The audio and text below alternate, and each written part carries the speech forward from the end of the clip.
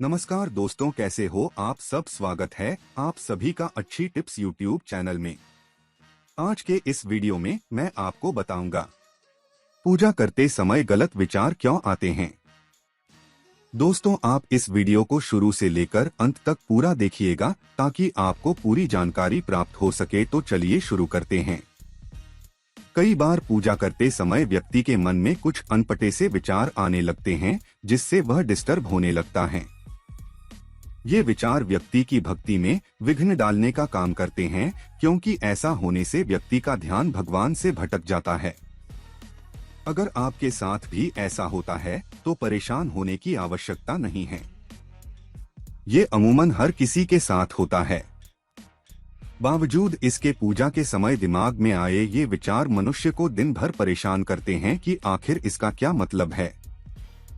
क्यों पूजा करते समय ऐसे विचार आते हैं?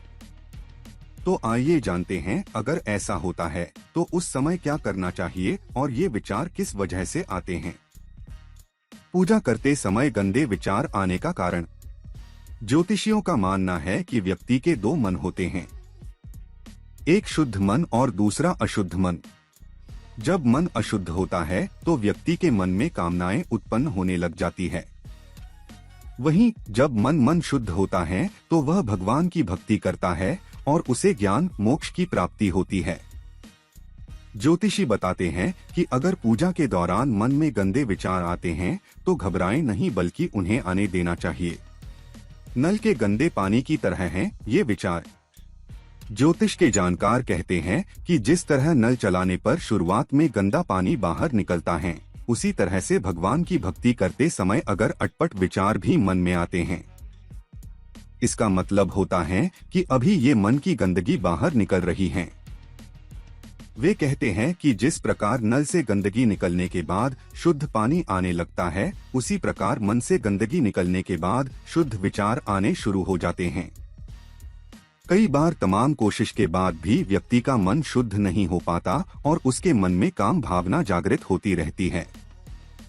दरअसल काम, क्रोध, लाभ और मोह ऐसे भाव हैं जो मन में कभी भी आने लगते हैं। इसलिए पूजा करते समय अगर ऐसा कुछ आपके दिमाग में भी आता है तो उसे आने दीजिए, लेकिन अपनी पूजा बंद मत कीजिए, उसे जारी रखना चाहिए।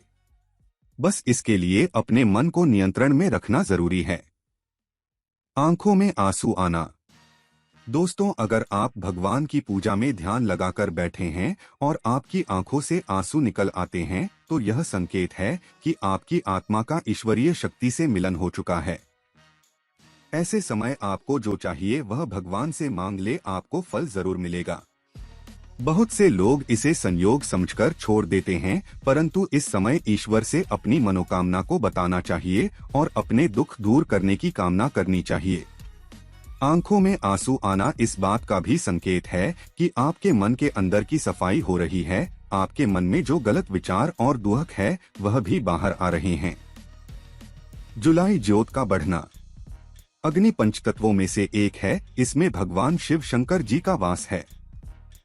अगर पूजा करते वक्त आपके सामने रखी दीपक या आरती की ज्योत बढ़ जाए तो यह संकेत है कि ईश्वर आपकी भक्ति से प्रसन्न है। ऐसे में अपनी मनोकामना को बताना चाहिए।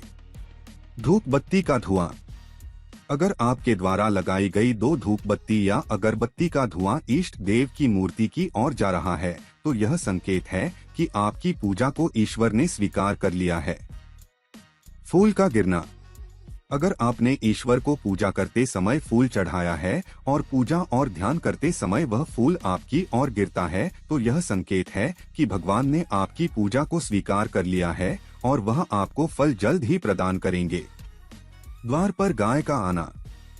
भगवान शिव की पूजा एवं आरती के समय अगर द्वार पर गाय आती है तो यह शुभ संकेत है। गाय की पूजा करें, रोटी खिलाएं और अपनी मनोकामना गौ माता को बताएं। उबासी आना। जब हम किसी परेशानी में होकर भगवान की भक्ति करते हैं तो हमारे मन में दोहरी विचारधारा चल रही होती है, जिससे मन को कभी चैन नहीं मिलता, जिससे उदासी और नींद आने लगती है। ध्यान में जाना।